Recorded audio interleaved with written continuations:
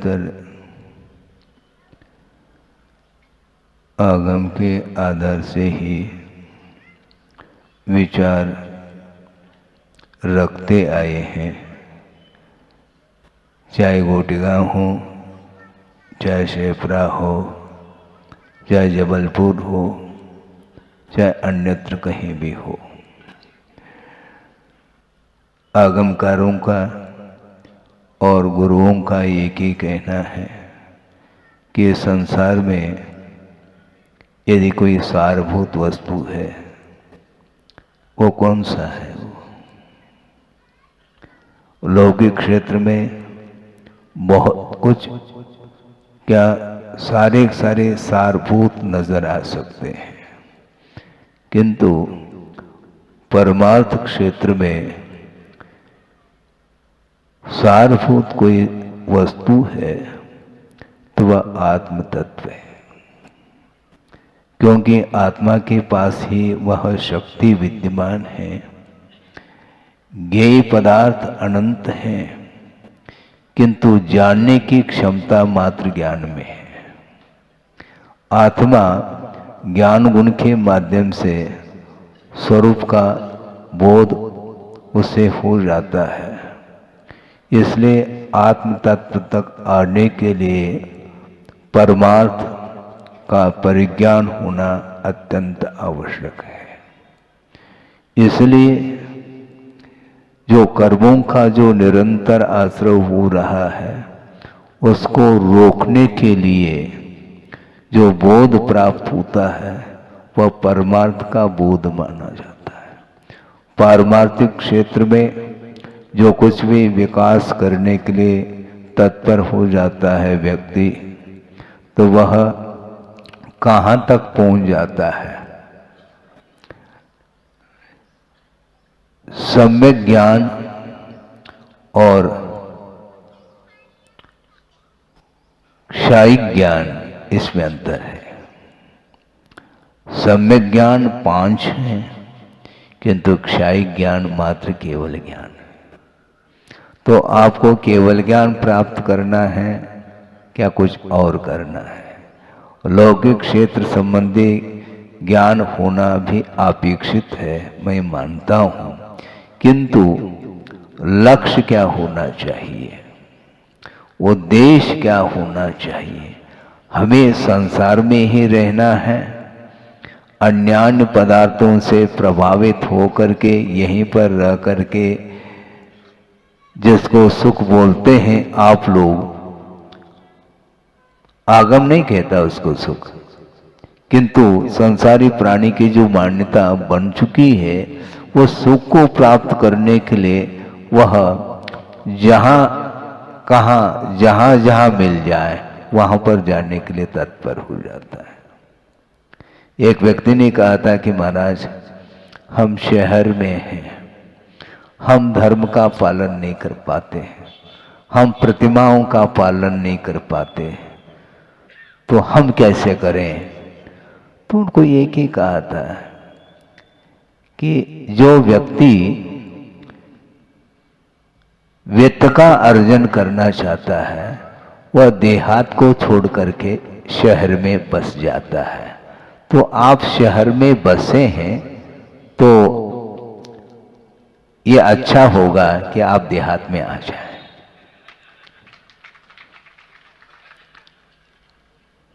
व्यवसाय के लिए आप बिल्कुल महानगरी वहां पर पहुंच जाते हैं, और वहां पर भी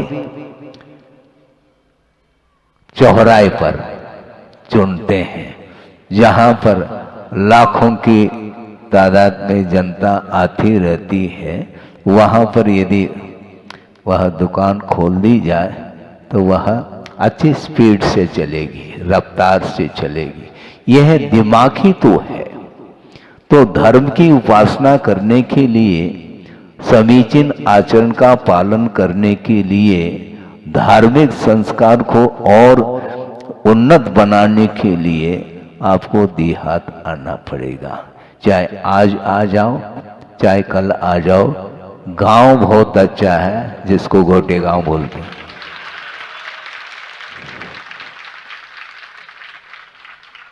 गांव का समर्थन कर रहा हूं, ये ध्यान रखो।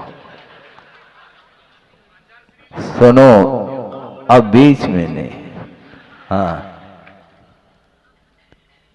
10-12 दिन मुझे भी गांव में रहने का ही। आप सोचो, गुरुदेव ने पूरा का पूरा लगभग समय देहातों में व्यतीत किया और ज्यादातर सिद्ध क्षेत्र और अच्छे क्षेत्र में ही उन्होंने साधना की है और संघ के लिए भी साधना कराई है। ऐसा क्यों है? क्योंकि शहरी वातावरण में वह पूर्णतः राग का वातावरण है। राग की चरम सीमा वहां पर देखने में आती है। वहां पर रह करके हम अपने परिणामों को पवित्र बनाना चाहें तो वह क्षेत्र उपयुक्त नहीं है। इसलिए उन्होंने चुना कि जहां पर संयम का अनुपालन सुचारू रूप से हो और परिणामों में उज्ज्वलता आए, ऐसे प्राकृतिक वातावरण को चुनते हैं। वहीं पर जाकर के साधना में वृद्धि होती है। इसलिए हमें ज्ञान को प्राप्त करना है, किंतु कौन सा ज्ञान प्राप्त करना? सम्यक ज्ञान को प्राप्त करना है और उसमें भी केंद्र में केवल ज्ञान को प्राप्त करने का एक उद्देश्य है, क्योंकि वह ज्ञान कभी भी डिलीट नहीं हो सकता। क्षायी ज्ञान माना जाता और परफेक्ट है, वह पूर्ण ज्ञान माना जाता है। कंप्लीट ज्ञान जिसको बोलते हैं, इनकम्प्लीट नहीं। आप कौन से ज्ञान की बात कर रहे थे? या आलोचना की बात नहीं, अच्छे आप कर रहे हैं, करें, इसमें कोई दो राय नहीं है। संस्कार बच्चों के ऊपर पड़ना चाहिए। ज्ञान का, सम्यक ज्ञान का संस्कार जिसको बोलते हैं, प्रतिभा स्थली खोल करके गुरुदेव ने एक बहुत, किन शब्दों में हम वर्णन करें, संभव नहीं है। बड़े बड़े स्कूल कॉलेज के जो टीचर्स हैं और भी प्रिंसिपल आदि, वहां पर आकर के उस वातावरण को देखते हैं तो उनको भी आश्चर्य होता है कि बाहर भी कॉलेज चल रहे हैं, सब कुछ हो रहा है, किंतु मर्यादा का बोध उन्हें नहीं मिलता। वहां पर जाने के उपरांत संस्कार की बात नहीं आती, केवल ज्ञान की ही बात आती है। किंतु ज्ञान में यदि धार्मिक संस्कार है तो वह सम्यक ज्ञान की कोटि में आता है।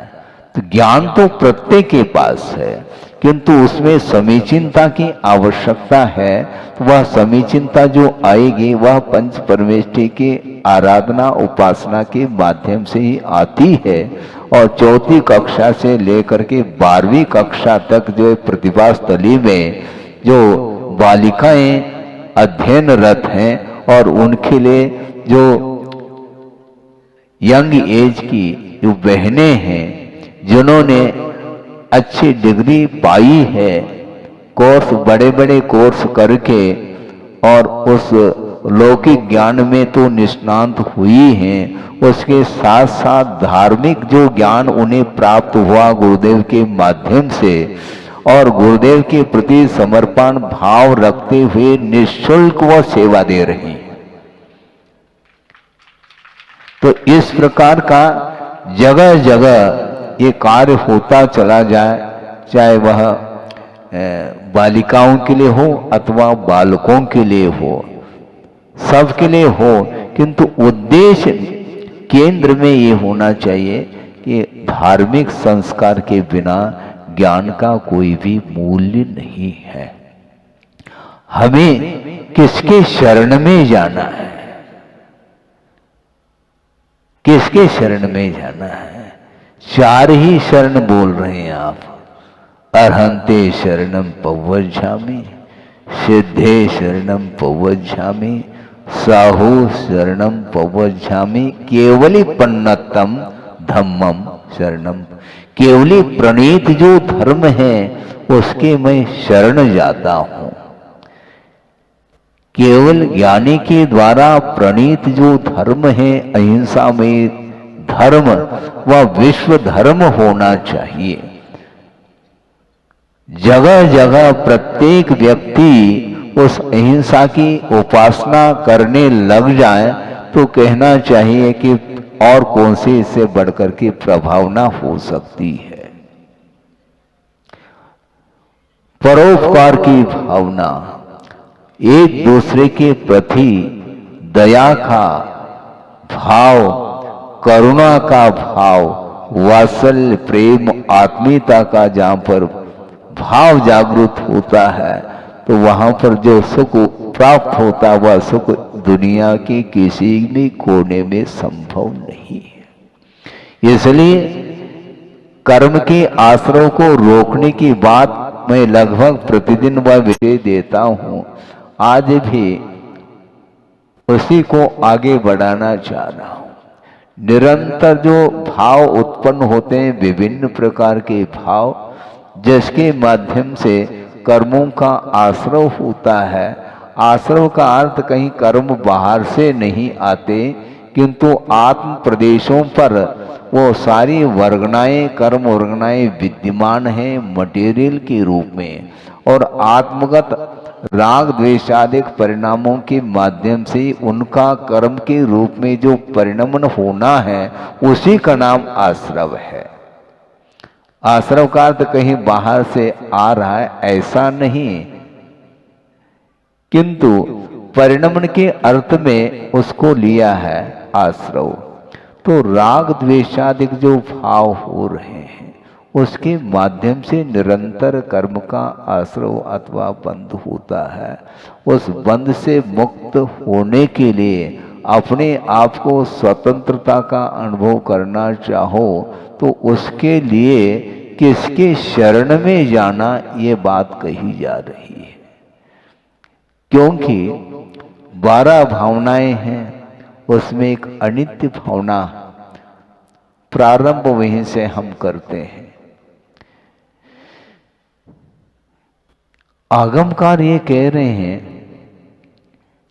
तत् भवे किम शरणम, ये संसार में क्या शरणभूत वस्तु है। जत सुरिंदान दीस दे विलवो, जिस संसार में सुरेंद्र का, देवेंद्र का भी विलय देखने को मिल रहा है, तो ऐसे स्थिति में हम किसके शरण जाएं। तत् भवे किम शरणम जत सुरिंदान दीस दे विलवो, और हरिहर बुम्बा दिया काले ने कवलिया जथ। बड़े बड़े जो पुण्यशाली व्यक्तित्व को लेकर के हैं उनका भी विलय देखने में आता है। काल के द्वारा सब कवलित होंगे। हाँ, जब तक जीवन है तब तक जीवन है, उसके बाद अवसान का जब समय आता है फिर बाद में अवसान होते पुनः उसको 1 to 1 to करना है, ये भी ध्यान रखें। बड़े बड़े डिग्री लेने के बाद भी गाड़ी पुनः रिवर्स होती है और पुनः नर्सरी से प्रारंभ होता है। इसलिए नर्सरी को पक्का करो, बार बार नर्सरी का मुख देखना न पड़े, इस प्रकार का कोई रास्ता, ऐसी कोई तरकीब, टेक्नोलॉजी जिसको बोलते हैं, ऐसा ढूंढो जिसके माध्यम से एक बार ज्ञान प्राप्त होने के बाद फिर उसका विनाश न हो। तो अक्षय अनंत सुख के कारणभूत ये केवल ज्ञान है, उसको प्राप्त करने का एकमात्र संकल्प होना चाहिए, उद्देश्य होना चाहिए। उद्देश्य के अनुरूप ही कार्य होता चला जाता है। इसलिए गुरुदेव ने ये कहा था कि कार्य के संपादन में कारण उतना महत्वपूर्ण नहीं जितना कि उद्देश्य। वैसे कहा है साधक तमह करणम, ऐसा कहा। कारण जो होता है वह साधकतम होता है, किंतु इससे भी महत्वपूर्ण विषय है किमर्थम, ये किसके लिए। ज्ञान प्राप्त करो कोई बाधा नहीं, किसके लिए, क्यों करें, एक व्यक्ति आए, महाराज हमारी बहुत दिन की भावना और उत्कंठा है, स्वाध्याय करने की लगन हमारे अंदर है, कहाँ से मैं प्रारंभ करूं? तो गुरुदेव ने कहा बहुत अच्छी बात है, स्वाध्याय करने वाले लोग कम हो रहे हैं, आपकी भावना बहुत अच्छी है, लेकिन मैं अपनी तरफ से ये पूछना चाहता हूँ, स्वाध्याय क्यों करना चाहिए? स्वाध्याय के पीछे लक्ष्य क्या है, उद्देश्य क्या होना चाहिए?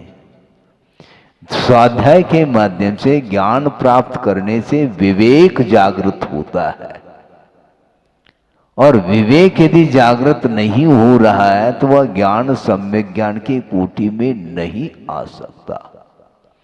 तो इसलिए इसी प्रकार उनने एकाकी होकर के क्या चिंतन करते होंगे, और चिंतन करते करते जब सामने वह विषय आ जाता है तो वह विस्मय में पड़ जाता है व्यक्ति कि ये चिंतन किया था, और हम सोचते थे महाराज तो फ्री में बैठे रहते हैं, फ्री में नहीं बैठते हैं, ध्यान रखो। वो कभी फ्री में बैठते नहीं, निरंतर जो है विश्व के हित का ही चिंतन करते रहते हैं, उसके माध्यम से बड़े बड़े प्रकल्प सामने आ रहे हैं। देख करके ऐसा लगता है, वहाँ पर अभी अभी वहीं से आया हूँ मैं, दयोदय में पंचकल्याणक हुआ, और वहाँ देखा, पहले भी गया था 10 दिन मुकाम वहाँ पर, चातुर्मास के पूर्व में हुआ था, और पुनः अभी देखा ठंड के दिन में भी वो छोटी छोटी बालिकाएं बैठ करके, धूप में बैठ करके आनंद के साथ बहुत निश्चिंत होकर के अध्ययन कर रही है। वातावरण देखो, वहाँ पर वातावरण देखते ही 4 दिन के लिए जाओ तो 40 दिन रुकने की भावना होती है।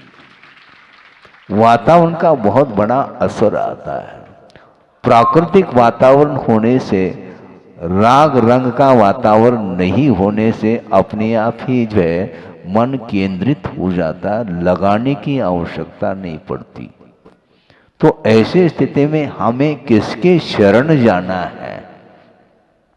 दुनिया के शरण जा रहा है संसारी प्राणी, वह अपने आप का शरण ले नहीं पा रहा, अथवा शुद्ध परमात्म तत्व को प्राप्त करने के लिए जो 4 शरण बताए उनके शरण नहीं जा पाता। केवली पन्नतम धम्मम शरणम, शरण जाता हूं। तो इस 3 लोक में जब देवेंद्र का विलय देखने में आ रहा है तो शरण लेने योग्य क्या है? सौधर्म इंद्र के शरण तुम लेओगे तो जन्म जरा मृत्यु से ऊपर उठोगे क्या तुम? नहीं, क्योंकि उन्हीं का विलय देखने में आ रहा है। तो सामान्य व्यक्ति की बात तो छोड़ो, ये विलय क्यों होता है? ये वस्तु का स्वरूप है। इसलिए अविनश्वर तत्व को प्राप्त करने के लिए ही ये पर्याय मिली है। इस पर्याय की सार्थकता सिद्ध करना चाहो तो आपको आज नहीं कल धर्म के शरण में ही आना है। धर्म को छोड़ दिया फिर क्या बचा? जिस धर्म के माध्यम से स्वरूप का परिज्ञान होता है, स्वरूप की ओर दृष्टि आ जाती है, तो सारी इच्छाएं समाप्त हो जाती, राग समाप्त हो जाता है। आपको क्या चाहिए महाराज? हमें तो वही चाहिए जो अभी तक अच्छा लगा। अब सोचो, धर्म की परिभाषा बहुत संक्षिप्त परिभाषा दी है गुरुदेव ने। एक व्यक्ति आए थे, महाराज हमें बहुत जल्दी है, और अत्यंत संक्षेप में धर्म का स्वरूप सुनना चाहते हैं आपके मुख से। तो अच्छी बात है, जल्दी है, कोई बाधा नहीं, बहुत ही संक्षेप में मैं बता रहा हूं। आज तक संसारी प्राणी को जो अच्छा लगा है वह अधर्म है,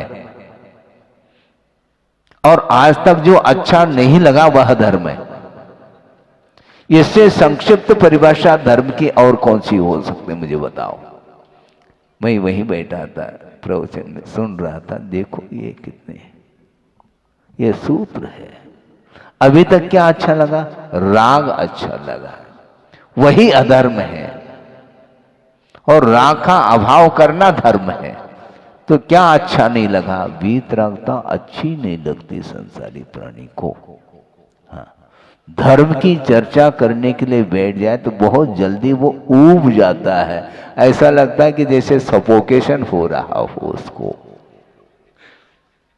ऐसा होता है। क्यों? उसके अनादिकालीन राग के ही संस्कार है, इसलिए वह वीतरागता उसको भाती नहीं, रुचती नहीं है। और जहां पर राग है, निश्चित रूप से उससे भिन्न भूत वस्तु के प्रति द्वेष अवश्य है, क्योंकि सापेक्ष है। कथन जो भी होता है वह सापेक्ष होता है। दिन कहना, इसका अर्थ उससे विपरीत रात भी कोई वस्तु है। रात और दिन ये दोनों परस्पर सापेक्ष हैं। उसी प्रकार धर्म और अधर्म, और धर्म का महत्व भी अधर्म के कारण ही, ध्यान रखो। हाँ, मूल्य बढ़ जाता है अपोजिट वस्तु के कारण, और उसकी रक्षा भी करना चाहता है वो। दूध की रक्षा किससे करना? नमक से। नमक की डली भूल से भी गिर गई, बस फिर छना हो जाएगा, फट जाएगा वो दूध है? इसलिए अपोजिट तत्व से बचाओ, उसको संरक्षण की आवश्यकता है। तो उसी प्रकार धर्म की रक्षा यदि होगी तो हमें अधर्म से बचना है, तब धर्म की रक्षा होगी। राग से बचना है, तब वीतराग धर्म सामने आता है। इसलिए जब देवेंद्र का भी जब विलय देखने में आ रहा है, तो हम किस वन के मूली हैं? हमारे पास है क्या? कुछ भी नहीं है। सब कुछ विनाश को प्राप्त होने वाला है, पर्याय की विवक्षा से। अवस्था के अपेक्षा से वस्तु का यह विनाश होता ही रहता है, किंतु जो द्रव्य है, पदार्थ है, वो ओरिजिनल, उसका कभी भी अभाव नहीं हो सकता। इस मनुष्य पर्याय का अभाव होगा ये निश्चित है। दूसरी पर्याय मिलेगी, या देव पर्याय मिलेगी अथवा अन्य गति संबंधी पर्याय मिलेगी। तो इस प्रकार ये तरंग की भांति ये उत्पन्न होना और मिटना ये निरंतर जारी है।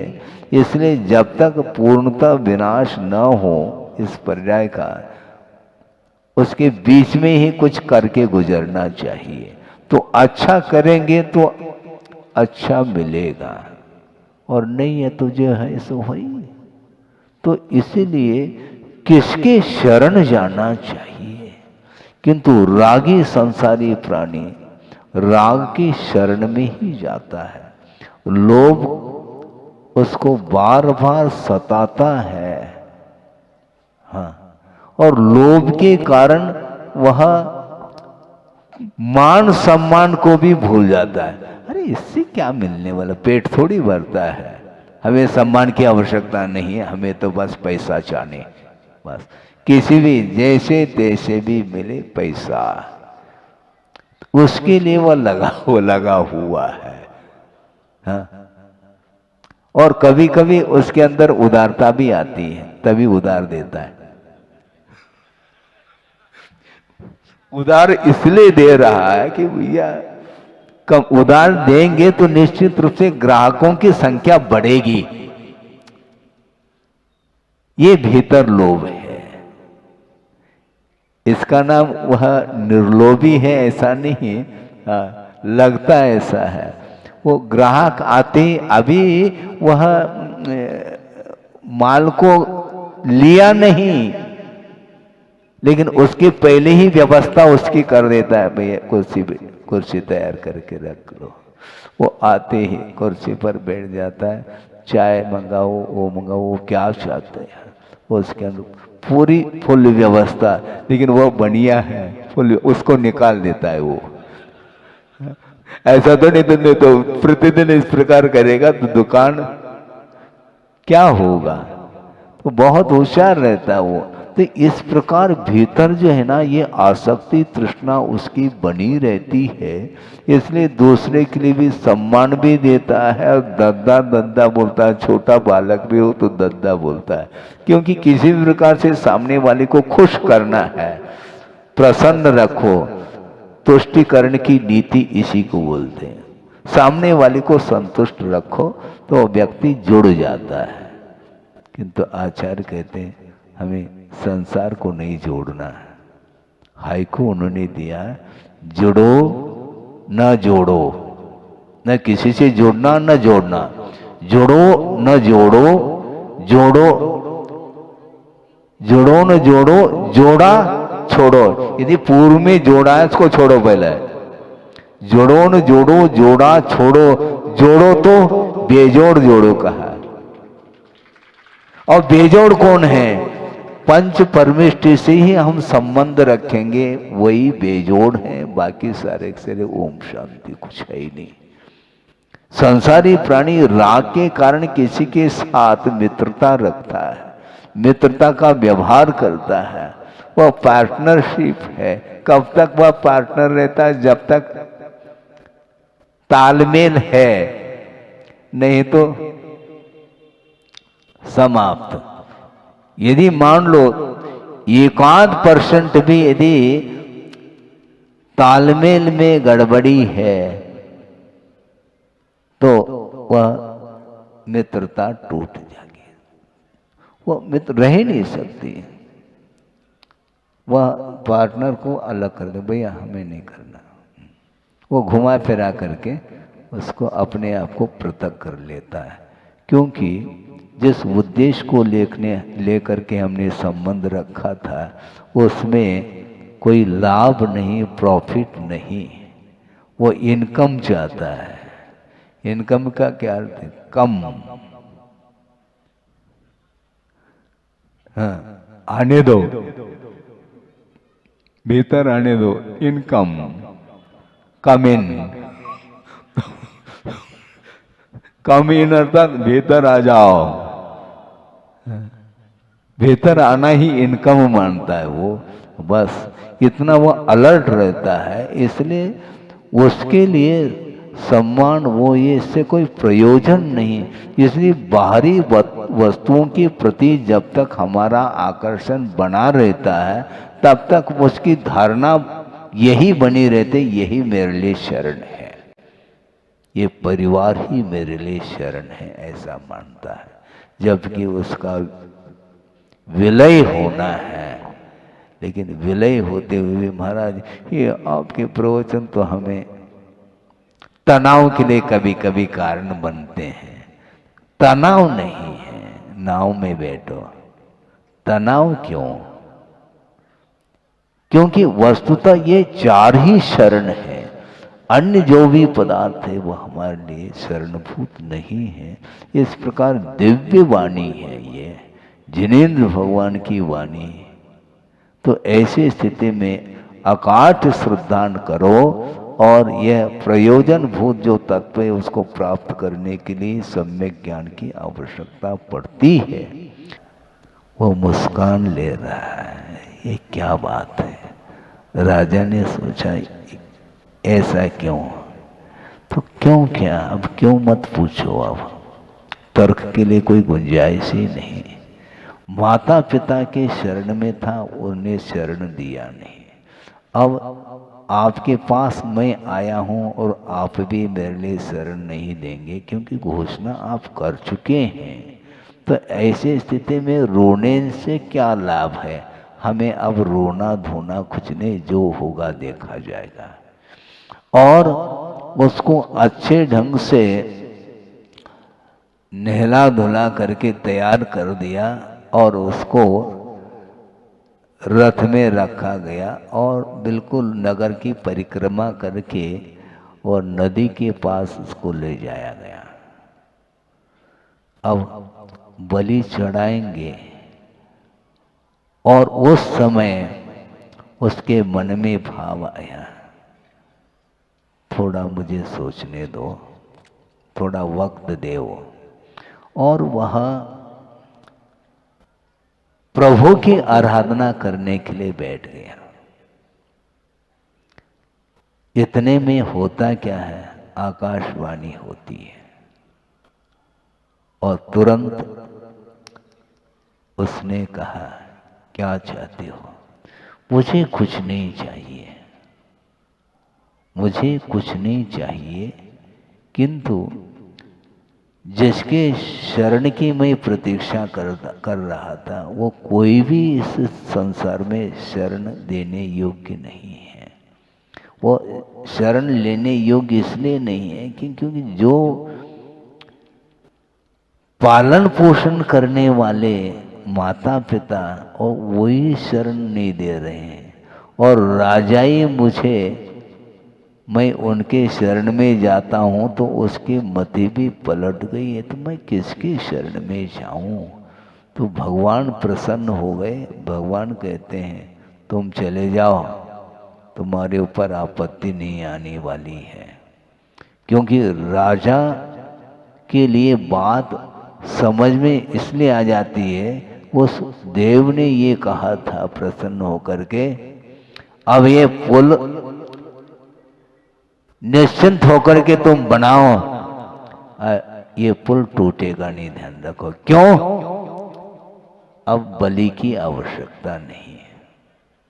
ये परीक्षा हो गई, एक प्रकार से एक रूपक बनाया गया है। घटना घटी नहीं घटी इसकी बात नहीं कर रहा हूं, कि वस्तुतः ये हम लोगों की परीक्षा है। ये हम बहुत जल्दी धैर्य को खो देते हैं और कि इन प्रकार से अपने लक्ष्य तक पहुंचने के लिए हिंसा अहिंसा का कोई विचार नहीं करते हैं। मन में जो बात समझ में आ जाती है उसके अनुरूप हम करते हैं।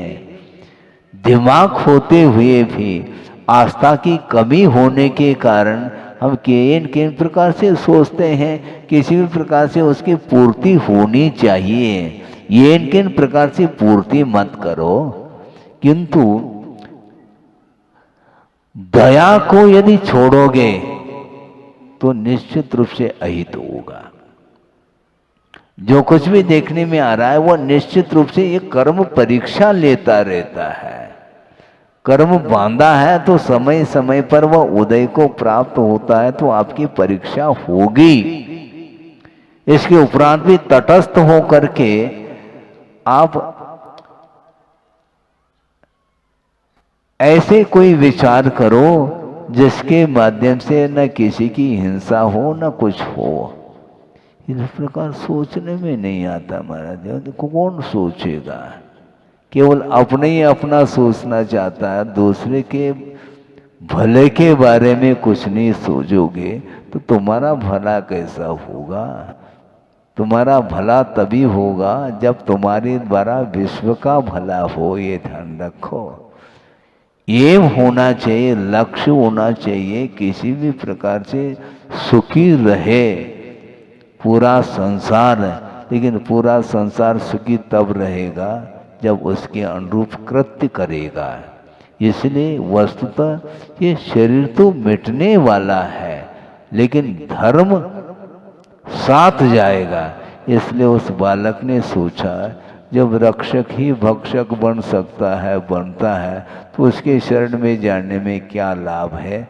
हम तो पंच परमेष्टि की शरण में जाएंगे। इस प्रकार जब भाव उसके भीतर जागृत हो गए तो बस जीवन बच गया उसका। बचाने वाला कौन है?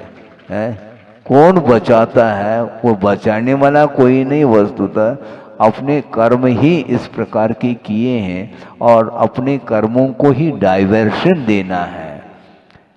रागादि कालुष भाव के माध्यम से जो पाप का अर्जन होता है वो सारे सारे पाप कर्म पुण्य के रूप में परिवर्तित हो सकते हैं विशुद्धि के माध्यम से और पंच परमेष्टि के आलम्बन लेने से ही इस प्रकार वह पतित जीवन भी पावन हो सकता है।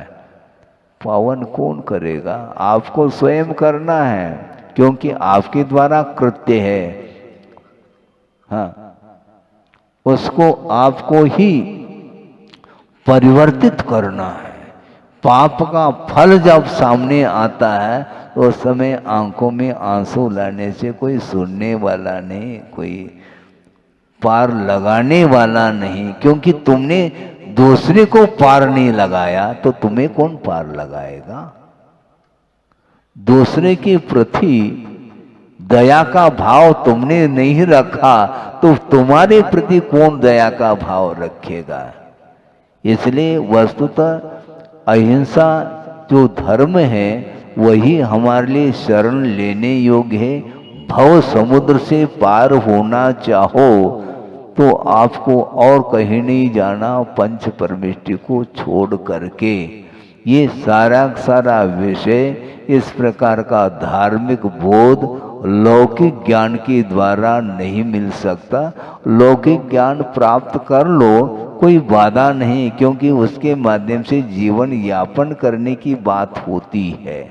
किंतु परमार्थ के साथ जो जीवन जीना चाहेगा उसका जीवन धन्य होगा, क्योंकि बार बार जो जन्म मरण की जो परंपरा चल रही है उसका विच्छेद करना चाहो तो परमार्थ ज्ञान ही उसके लिए सक्षम है। संसार समुद्र से पार लगाने के लिए यदि कोई ज्ञान है तो वह सम्यक ज्ञान है।